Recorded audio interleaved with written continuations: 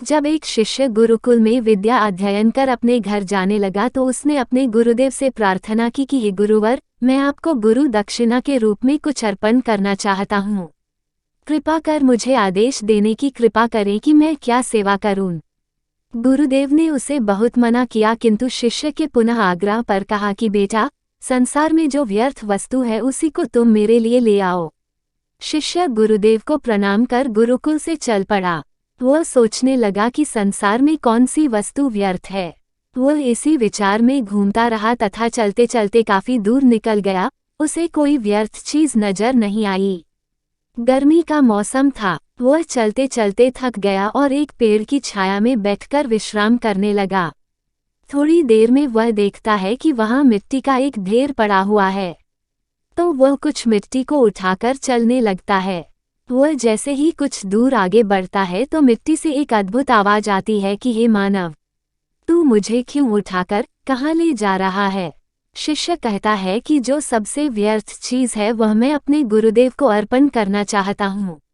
मैंने यह देखा कि यह मिट्टी का ढेर बेकार पड़ा हुआ है, इसलिए तुमको उठाकर ले जा रहा हूँ।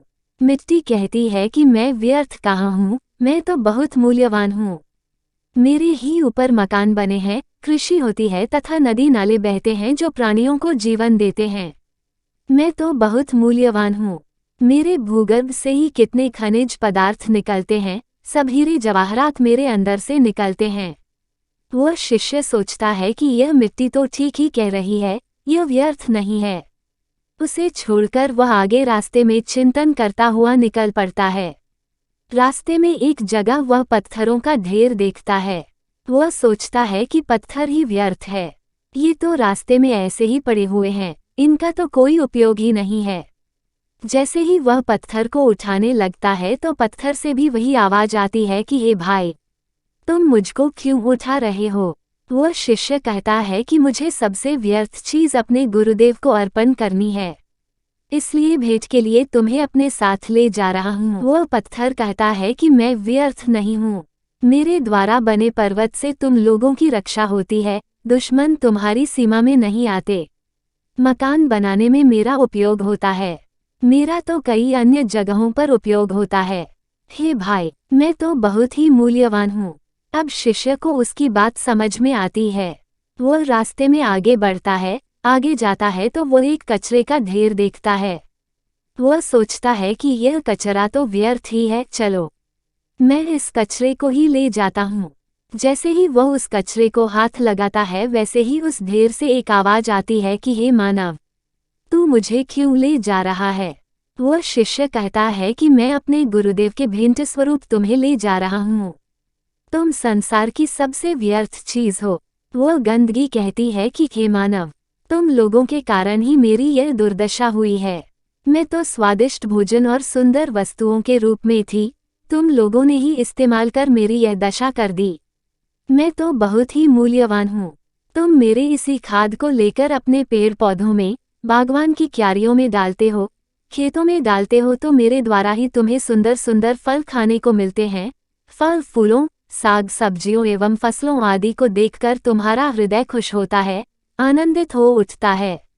लेकिन मेरे उगाए हुए फल, अन्न तथा उससे बनी अन्य चीजों से तुमने अपने शरीर की रक्षा के लिए मेरा एक बार उपयोग किया, तुम्हारे उस एक बार के छूने से ही मेरी यह गति हुई है। अगर तुम मुझे दूसरी बार भी छू दोगे तो न जाने इस संसार में मेरी क्या गति होगी। इसलिए हे मानव, मुझे तो तुम्हारा शरीर ही निरर्थक और व्यर्थ की चीज लगता है। वह शिष्य गहन विचार करता है कि सचमुच मानव अपने शरीर की रक्षा के लिए अनेक वस्तुओं का उपभोग कर उन्हें गंदगी में बदल देता है, किंतु यह शरीर किस लिए है, इस बात पर गहरा विचार नहीं करता। यदि व्यक्ति इस शरीर के रहते अपनी आत्मा के कल्याण के लिए प्रभु की भक्ति नहीं करता तो यह शरीर ही व्यर्थ है, अतः मैं इसे ही गुरुदेव को अर्पण करूंगा। ऐसा विचार कर वो गुरुदेव के पास जाकर उनके चरणों में प्रणाम कर कहता है कि गुरुदेव, मुझे समझ में आ गया कि मेरा यह जीवन ही ज्ञान व भक्ति के बिना व्यर्थ है, अतः मुझे आत्मज्ञान देकर कृतार्थ कीजिए। गुरुदेव ने उसके समर्पण से प्रसन्न होकर उसे गले लगाया तथा अध्यात्म ज्ञान का बोध कराया और उसे समझाया कि संसार से उपराम होकर इसकी साधना के अभ्यास द्वारा अपने जीवन को सफल बनाओ। तभी संत कबीर कहते हैं कि यह तन विष की बेलरी गुरु अमृत की खान, शीश दिए जो गुरु मिले तो भी सस्ता जान।